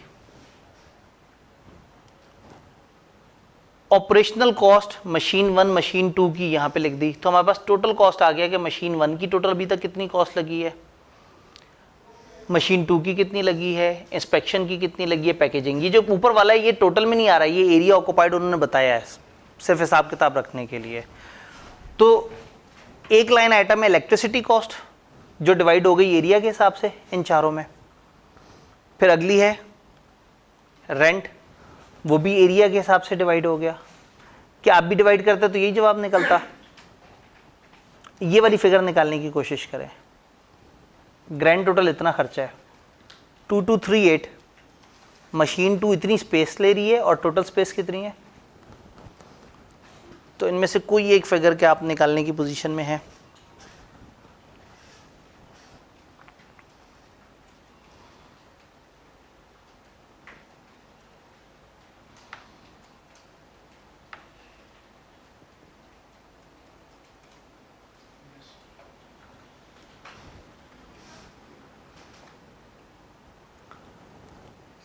तो अब ये हमारे 3 तरह के खर्चे थे जो हमें सवाल ने दिखाए थे, इलेक्ट्रिसिटी, रेंट और ऑपरेशनल एक्सपेंसेस M1 और M2। M1 M2 के ऑपरेशनल खर्चे हमने ये M1 और M2 के सामने लिख दिए, वो तो एलोकेटेड थे। जैसे हमें वो नहीं कहते थे इनडायरेक्ट लेबर ABC डिपार्टमेंट की, तो हम डाल देते थे। और बाकी जो 2 खर्चे थे वो हमने M1 M2 इंस्पेक्शन और पैकेजिंग इन चारों के ऊपर डिवाइड कर दिए। अब हमारे पास इन चारों का खर्चा आ गया, मशीन M1 M2 इंस्पेक्शन और पैकेजिंग, और हमने इन सारी के सारी चीज़ों को किस पे एलोकेट करना है, प्रोडक्ट्स। हमारी 2 प्रोडक्ट्स हैं ना, A और B। अब हमने इन सारों की ग्रैंड टोटल खर्चे को A और B में डिवाइड करना है। यहाँ पे कुछ और वेरिएबल्स हैं, वो जो हमने नहीं निकाला, इंस्पेक्शन टाइम कितना कितना लगा A और B में, पैकेजिंग टाइम A और B में कितना कितना लगा, यूनिट्स प्रोड्यूस मशीन 1 पे कितने हुए होंगे और मशीन 2 पे कितने हुए होंगे, ये फर्दर इंफॉर्मेशन निकालने की कोशिश की है। क्या आप बता सकते हैं कि प्रोडक्ट A पे इंस्पेक्शन का कितना टाइम लगा होगा?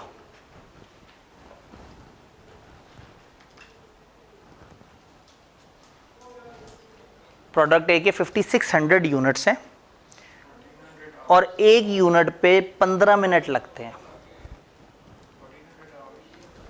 एक भाई ने ज़बानी हिसाब लगा के 1400 की बात की, 1400। चूँकि हमने क्या तय किया था, हमने 15 मिनट को जब 1 आवर पे राउंड किया था तो हमें पता लगा था 1 घंटे में 4 यूनिट्स।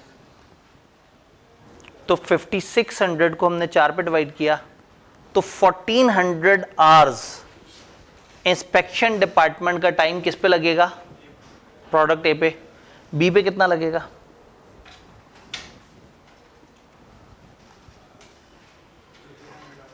जी 1500 आवर्स। इसी तरह से पैकेजिंग डिपार्टमेंट का टाइम निकाल सकेंगे।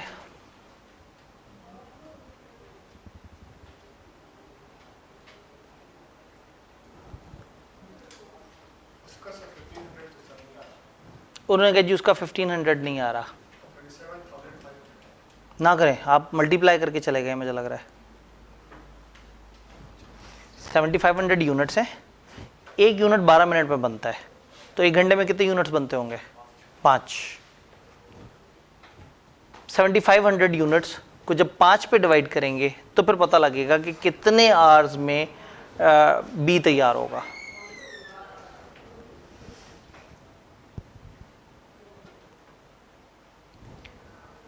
तो अब अगर कोई मुझे कहे कि भाई इंस्पेक्शन डिपार्टमेंट का खर्चा ए और बी में डिवाइड करना है, तो क्या मेरे पास बेस आ गई इंस्पेक्शन डिपार्टमेंट के आवर्स। अगर कोई कहे मुझे पैकेजिंग डिपार्टमेंट का खर्चा डिवाइड करना है, तो मेरे पास बेस आ गई, वो बेस भी आ गई। अगर कोई कहे मशीन 1 का खर्चा डिवाइड करना है, वो किस बेस पे करूं? मशीन 1 ने कितना ए बनाया और कितना बी बनाया, और ए आधा मशीन 1 ने बनाया है और आधा मशीन 2 ने बनाया है। तो इसका मतलब है कि मशीन ए का आधा खर्चा और मशीन बी का आधा खर्चा ए को मिलना चाहिए, और बी बनाने के लिए क्या हुआ है, 65 यूनिट्स प्रोडक्ट बी के बनाए हैं मशीन 1 ने, और मशीन 2 ने कितने बनाए हैं, तो हम इस रेशो में डिवाइड कर सकते हैं। तो टेक्निकली आपके पास 4 तरह के डिपार्टमेंट हैं, इंस्पेक्शन, पैकेजिंग, मशीन 1, मशीन 2, और इन चारों ने 2 प्रोडक्ट्स को सर्व किया है, ए और बी। तो अभी हमने थोड़ी देर पहले इन चारों का खर्चा निकाला,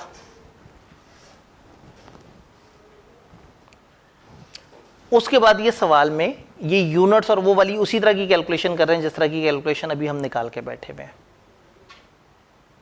तो फिर उन्होंने क्या किया, ये 6050 मशीन 1 का यहां रखा और इसको डिवाइड कर दिया उस रेशो में जो कि हम लोगों ने निकाली कि उसने कितने यूनिट्स बनाए और उसने कितने यूनिट्स बनाए। मशीन 2 की कॉस्ट दोनों जगह डिवाइड हो गई। इंस्पेक्शन डिपार्टमेंट की कॉस्ट वो जो 1.2 मिलियन थी वो डिवाइड हो गई इन दोनों में, किस बेस पे,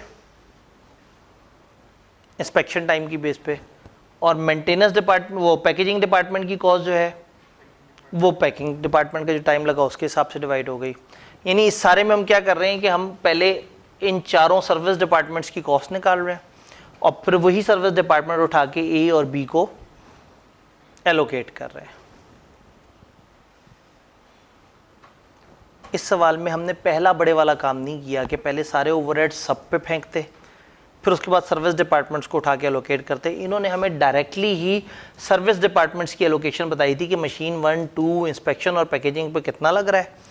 उसके बाद हमने उन सबको उठा के उसके ऊपर चार्ज करना था।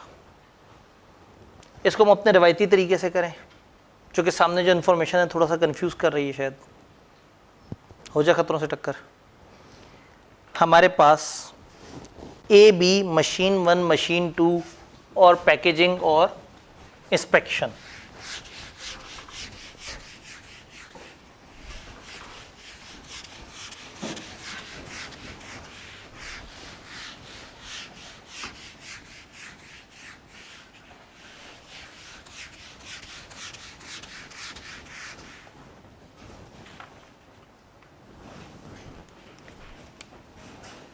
एक ए है, एक बी है, एक M1 है, एक M2 है, एक इंस्पेक्शन है और एक पैकेजिंग है।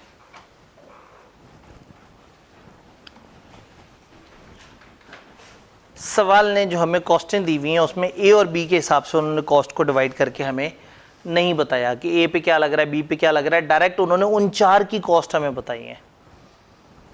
Electricity, rent, operational expense M1 का और ऑपरेशनल एक्सपेंस M2 का। तो हम यहाँ लिख देते हैं इलेक्ट्रिसिटी, रेंट और ऑपरेशनल एक्सपेंसेस। M1 M2 की जो अलग अलग लाइंस बनानी है तो हम M1 और M2 के सामने ही लिख देंगे।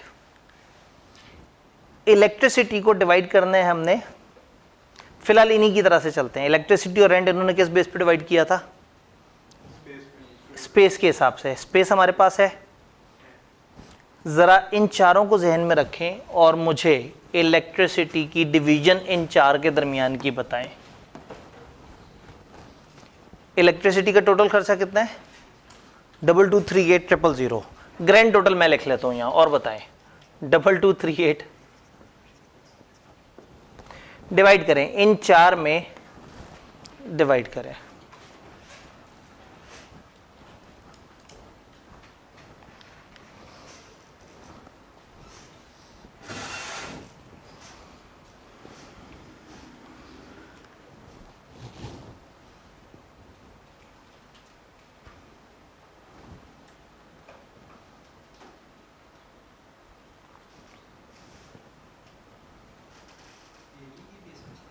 जी, एरिया की बेस पे।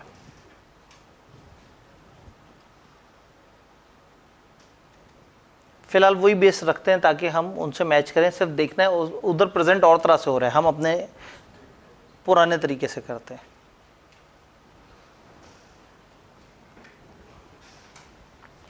हाँ जी, कोई जवाब निकला किसी का? बताएं। इलेक्ट्रिसिटी M1 पे 330,000, देन 288,000, 720,000, 900,000। ले जी, ये इलेक्ट्रिसिटी पे लगा और बेस थी हमारी फिलहाल एरिया। रेंट भी एरिया के हिसाब से डिवाइड करें। रेंट कितना है जी? 1492,000।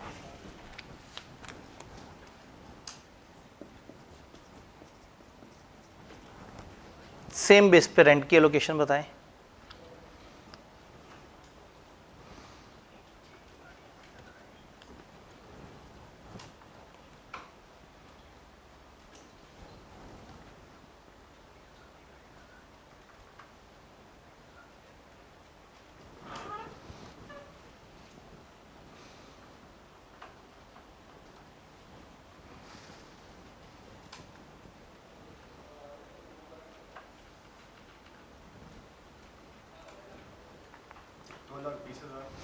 दो लाख 20,000,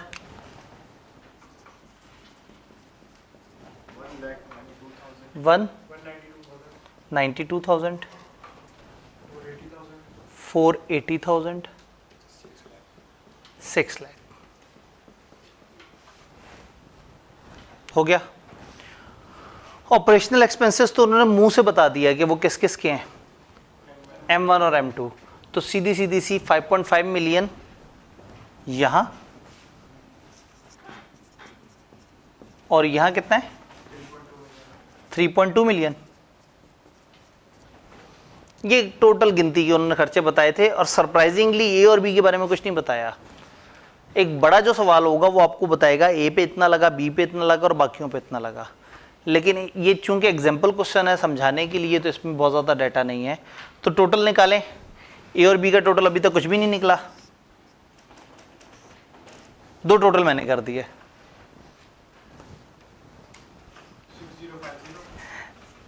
चलिए जी, 60500000, ये भी मैं कर देता हूँ, ये आसान है। 7, 20 और 4, 80, 5 हो जाएगा 12। ये भी मैं कर देता हूँ, चलें 15 लाख। आप आसान सा ये कर लें बस।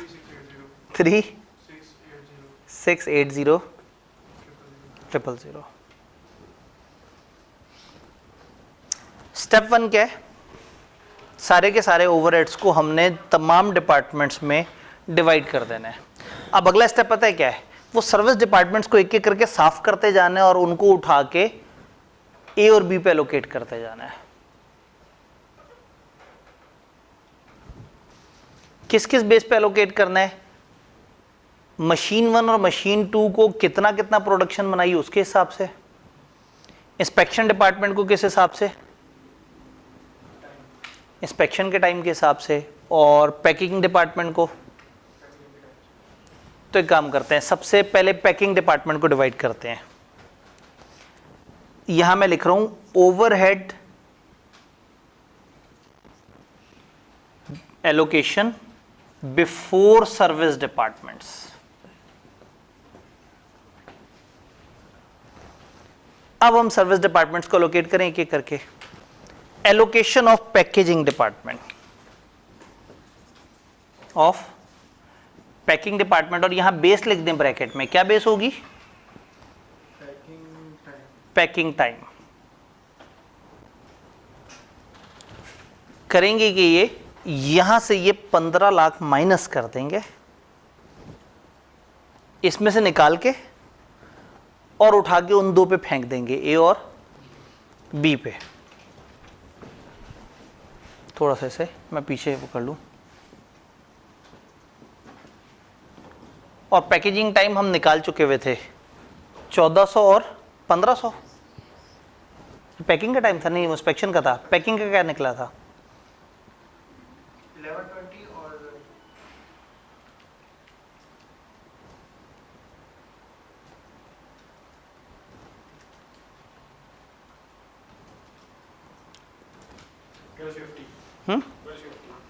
1250 पहला वाला, दूसरा वाला बी वाला। तो पहला 1120 था, तो 1120 और 1250, तो ये टोटल कितना बना? 2370। तो इसका मतलब है ए को 1120 बाय 2370 मिलना है और बी को इतना बाय इतना मिलना है। ये हमारे पास पैकिंग का टोटल आ रहा है, यहां से माइनस करें और एलोकेट कर दें उस तरीके से।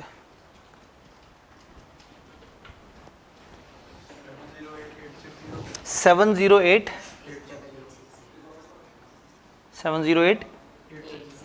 860 बस। और बी 791139 राउंड करें तो तकरीबन 40। क्या ये स्टेप समझ आया? हम अभी तक के सवाल जिसके आदी थे, हम ओवरहेड पकड़ के जितने भी डिपार्टमेंट वगैरह होते थे हम सब पर डिवाइड कर देते थे। इस सवाल ने हमें वो बहुत ज़्यादा लंबी चौड़ी कैलकुलेशन नहीं कराई। 2-3 खर्चे थे, उनमें से एक खुद ही बता दिया था और 2 को हमने दी गई बेस से डिवाइड कर दिया उन 4 सर्विस डिपार्टमेंट पे। एक बड़ा सवाल जो है वो इस पर भी डिवाइड करवा रहा होगा, लेकिन अभी उस पर डिवाइड नहीं करवाया। अब अगला स्टेप क्या है? एक एक सर्विस डिपार्टमेंट पकड़ के साफ करते जाए। पैकिंग का खर्चा उठाया और इस रेशो पे इन दोनों प्रोडक्ट्स को एलोकेट कर दिया। अब किसका खर्चा उठाएं? इंस्पेक्शन का। तो यहां क्या लिखूं? एलोकेशन ऑफ इंस्पेक्शन डिपार्टमेंट, और वो होगा इंस्पेक्शन टाइम के हिसाब से। यहां वो भी लिख लेते हैं। 1401 ए का था और 1500 बी का था, यानी कि 2900। तो ये यहां से माइनस करते हैं, ये 1200 यहां से माइनस कर रहे हैं हम, 1.2 मिलियन ये नील हो गया। 579350 620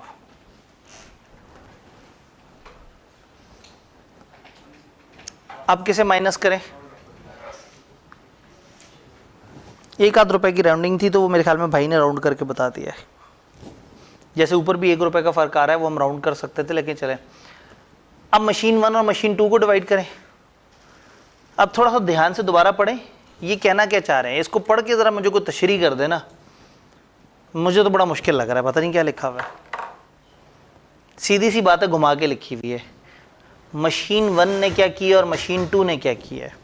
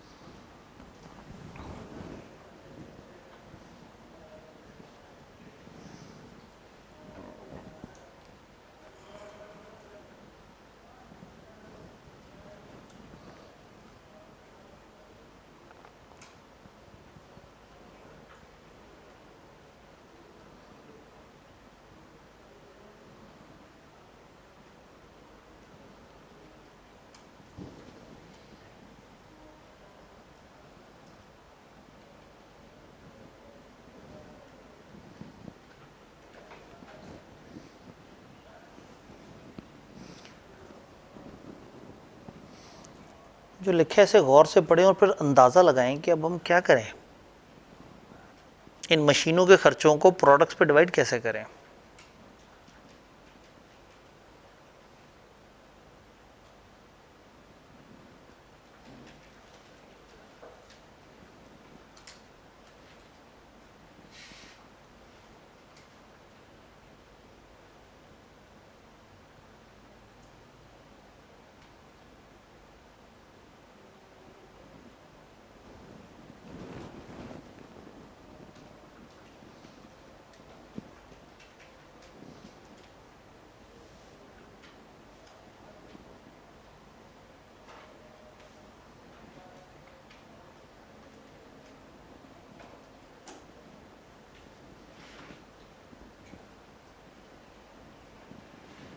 ये कॉस्ट का सवाल ही नहीं रहा, ये तो दिमाग का सवाल बन गया। मुझे ये भी पता है कि प्रोडक्ट ए के 5600 यूनिट्स बने हैं, मुझे ये भी पता है कि प्रोडक्ट बी के 7500 यूनिट्स बने हैं, और मुझे ये भी पता है, लेकिन मुझे पता कुछ नहीं लग रहा।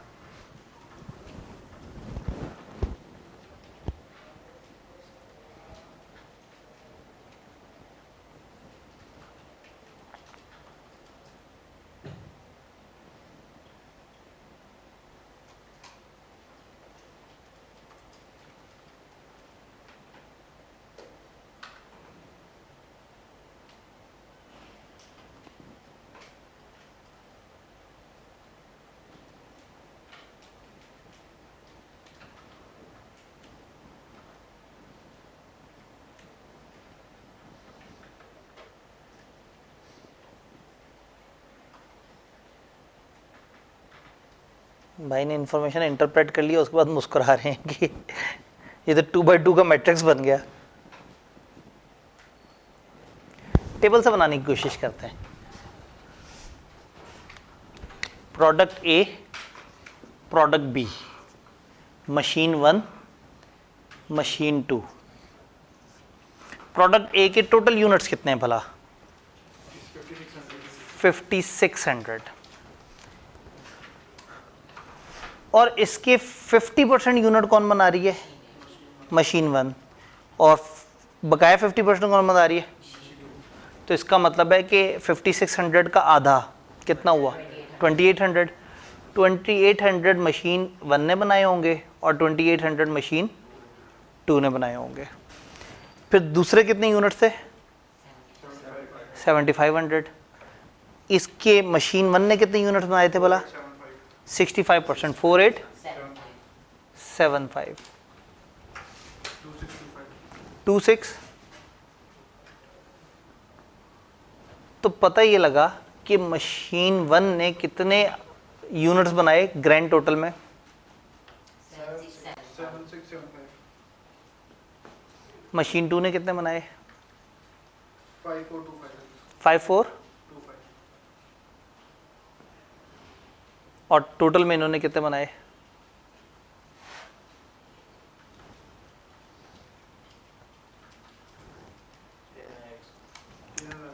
13100। अब मुद्दा क्या है? मुद्दा ये है कि मशीन 1 के खर्चे उठा के डिवाइड करने हैं हमने ए और बी पे। मशीन 1 ने इतने यूनिट्स बनाए हैं टोटल, इतने इसके बनाए हैं, इतने इसके बनाए हैं। तो क्या हमें एलोकेशन की बेसिस नहीं समझ आ रही? मशीन 1 ने इतने यूनिट बनाने पे इतना खर्चा कर लिया, तो इतने ए के बने और इतने। तो अगर मैं इसके खर्चे को एलोकेट करना चाहता हूं ए और बी में, तो मुझे क्या करना चाहिए? This divided by this. और ये कहानी समझ आई? पक्का बताएं। मशीन 1 का खर्चा माइनस करते हैं जी। Allocation of machine a cost, और बेसिस है यूनिट्स प्रोड्यूस। ले जी, मैं मशीन 1 में ये मुश्किल काम कर देता हूँ, 6050 के साथ ब्रैकेट लगा के लिख देता हूँ। ले जी, सबसे मुश्किल काम मैंने कर दिया। अब आसान काम आप लोगों ने करना है। 22207166 और 3842833। ले जी, मशीन 1 भी साफ हो गई। आखिरी उसकी बारी आ गई, एलोकेशन ऑफ मशीन 2।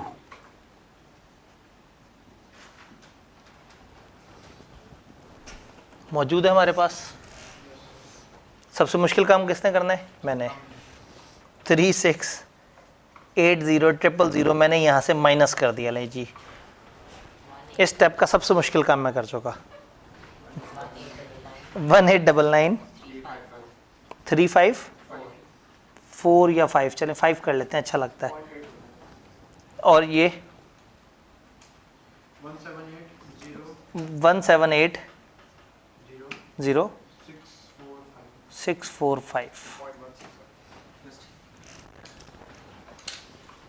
तो एंड रिजल्ट ये निकला कि इसका ग्रैंड टोटल हो गया 0। इसका grand total 0, grand total 0, grand total 0। और ये सारे के सारे खर्चे उठा के हमने 2 मासूम प्रोडक्ट्स ए और बी पे फेंक दिए।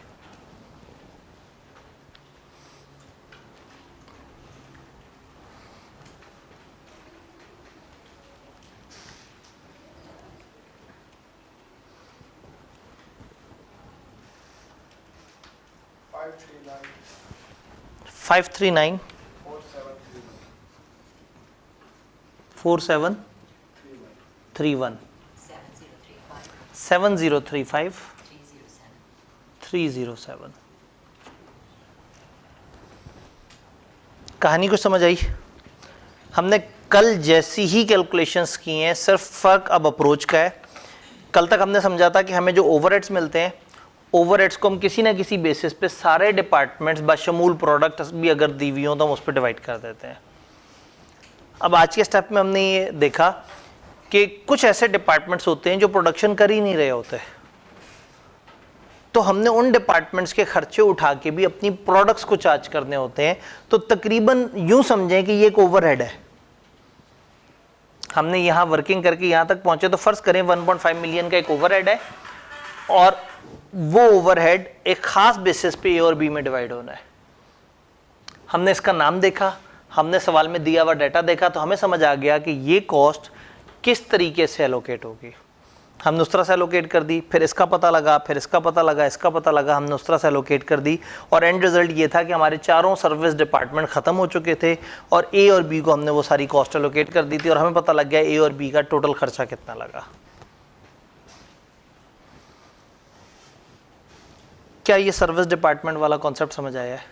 तो आईकैप का एक जो फुल फ्लैश सवाल होता है उसमें क्या करते हैं, पहले वो को 10-12 ओवरहेड्स बताते हैं, इतनी सारी बेसिस बताते हैं, पहले आप उन सारे खर्चों को वो 4-5 जगह पे डिवाइड करते रहते हैं। जब थक जाते हैं सोचते हैं सवाल ख़त्म हो गया। अब वो कहते हैं वो जो आखिरी 2 थे ना, वो प्रोडक्शन नहीं थे, वो तो सर्विस थे। अब उनको डिवाइड करो अपने प्रोडक्शन वालों पे और खुद ही से दिमाग इस्तेमाल करो कि मैंने किस बेस को यूज़ करना है। कभी परसेंटेज बता देंगे, कभी आपके दिमाग पे छोड़ देंगे। तो करना वही है, एंड रिजल्ट पे जो उनका टोटल निकला वो उठा के फिर आपने अपने प्रोडक्शन डिपार्टमेंट को चार्ज कर देना है। ये मैंने आईकैप की किताब से एक्सट्रैक्ट निकाले थे कि इस भाई सवाल सामने हो, तो उन्होंने इसको करने के लिए अपनी तरफ से भरपूर पेचीदा तरीका इस्तेमाल किया है। लेकिन समहाउ 5394-692-5394-731 वही राउंडिंग के जो डिफरेंस हैं, हम तकरीबन उन जैसे जवाब तक पहुंच गए। लेकिन उन्होंने उसको बहुत पेचीदा तरीके से किया था। हम चूंकि कंफर्टेबल हो चुके हैं, तो वही वाली बात है कि कॉस्ट में कॉन्सेप्ट आ गया। अगर एक ख़ास किस्म की शक्ल बना के हम हर दफ़ा सवाल उस शक्ल पे डालें और उससे हमें कंफर्ट मिले, तो ये कोई बुरी बात नहीं है। हमें थोड़ा सा समझ आ गया कि सबसे आसान तरीन तरीका है, पेपर हमेशा सबसे साफ होगा कि लेफ्ट पे ओवरहेड्स के नाम लिख लें। अब मेरे पास तो बोर्ड है, लिमिटेड जगह है और आपके सामने एक पेज है और आहिस्ता आहिस्ता आपकी प्रैक्टिस हुई होगी तो आप वहाँ पे लाइंस लगा लेंगे। बोर्ड पे तो यूं वाली लाइंस भी नहीं है, देखिए मेरे फिगर्स भी लहरा रही हैं और आधा तो मैंने बोलते बोलते लिखना होता है। तो आपने क्या किया, पहला कॉलम बनाया ओवरहेड के नाम का, दूसरा बनाया उसकी बेसिस क्या होगी। उसके बाद आगे अगर पहले प्रोडक्शन वगैरह या यूनिट्स दिए हुए हैं या कोई खास प्रोडक्ट के नाम दिए हुए हैं तो पहले शुरू में उनको लिखा और बाद में बाकी नामों को लिखा। फिर एक एक करके जो जो खर्चा जिस जिस बेस पे है वो डिवाइड करते गए और फिर अंदाज़ा लगाना है कि क्या ये सारे प्रोडक्शन डिपार्टमेंट है, नहीं जी इनमें से ये 4 तो सर्विस दे रहे हैं, किनको, उन 2 को। तो फिर इनमें से एक एक करके इसको साफ कर करके उनके ऊपर फेंकते जाना है, उसी तरह की मैथ करते हुए। तो एंड पे फिर आप बड़े फख्र से बता सकेंगे कि हमारा ए पे इतना खर्चा लगा और बी पे इतना खर्चा लगा। वही वाली बात कि हमने शुरू में बिजली का खर्चा उठा के कैंटीन को भी चार्ज किया, किराया भी कैंटीन को चार्ज किया, फिर कैंटीन का टोटल जितना चार्ज हुआ था वो पूरे को उठा के हमने कहा भाई कैंटीन तो कुछ नहीं होती, ये जो 3 कमरों में प्रोडक्शन हो रही है ना, इन्हीं 3 कमरों पे ये खर्चा चार्ज कर दो। फिर उसको उन 3 कमरों में चार्ज कर दिया। डन। ये तो मुझे लग रहा है आपको तो फ़ायदा हो जाएगा। शायद 4:30 बजे यहाँ क्लास होती है। कोशिश करता हूँ एक आध दिन बाद से वो वाली क्लास कहीं और गायब हो जाए या हम किसी और कमरे में मूव हो जाएं ताकि हमारे पास एक लिमिटलेस टाइम हो। क्या ये हमें सर्विस डिपार्टमेंट की कहानी समझ आई? ये सर्विस डिपार्टमेंट का पहला लेवल है। आगे मैंने आपको बताया कि आगे पता है क्या होना है, आगे होना ही है कि जो पैकिंग डिपार्टमेंट है ना, ये सर्विस दे रहा होगा ए को, बी को और इंस्पेक्शन वालों को। हम यहाँ से माइनस करेंगे, उनमें डिवाइड कर देंगे, फिर पता लगेगा जो इंस्पेक्शन डिपार्टमेंट है वो ए और बी के साथ साथ इसको भी सर्व कर रहा है। इसको माइनस करेंगे, इधर अमाउंट आ जाएगी, फिर सोचेंगे अब इसको ज़ीरो कैसे करें, फिर इसको उठा के दोबारा इसमें और उनमें डिवाइड करेंगे तो उधर कुछ आ जाएगा। तो एक बड़ा तकलीफदेह तरीका है, रिपीटेड डिस्ट्रीब्यूशन पुराने ज़माने में यूज़ होता था कि हम 5-5, 6-6 दफ़ा डिवाइड कर कर कर कर करके उसको ज़ीरो कर देते हैं या 1-1 रुपये पे ले आते हैं। और लेटेस्ट जदीद दौर का तरीका है कि हम इक्वेशन बना लें। बट आई के बहादुर हमसे पुराना तरीका भी पूछ सकता है, नया तरीका भी पूछ सकता है। तो कोई बात नहीं, सारा काम आज थोड़ी करना है। तो हमें आज नया कॉन्सेप्ट ये समझ आया कि अगर सर्विस डिपार्टमेंट है तो हम उसको किस तरह से एलोकेट कर सकते हैं। तो कल मोस्ट प्रॉब्ली हम इस चैप्टर का आखिरी कॉन्सेप्ट देख रहे होंगे। सवालों की तो प्रैक्टिस उसके बाद जितनी भी की जाए अच्छा है, लेकिन कम से कम हम जो कॉन्सेप्ट वाइज सबसे आखिरी बात कल इंशाल्लाह डिस्कस कर रहे होंगे इस चैप्टर की। डन। तो कल इंशाल्लाह ताला मिलते हैं। और कल हो सकता है फिर हमें थोड़ा ज़्यादा टाइम लग जाए, अगर हम उसको किसी सवाल के बीच में हो तो उसको करते करते टाइम लग रहा हो।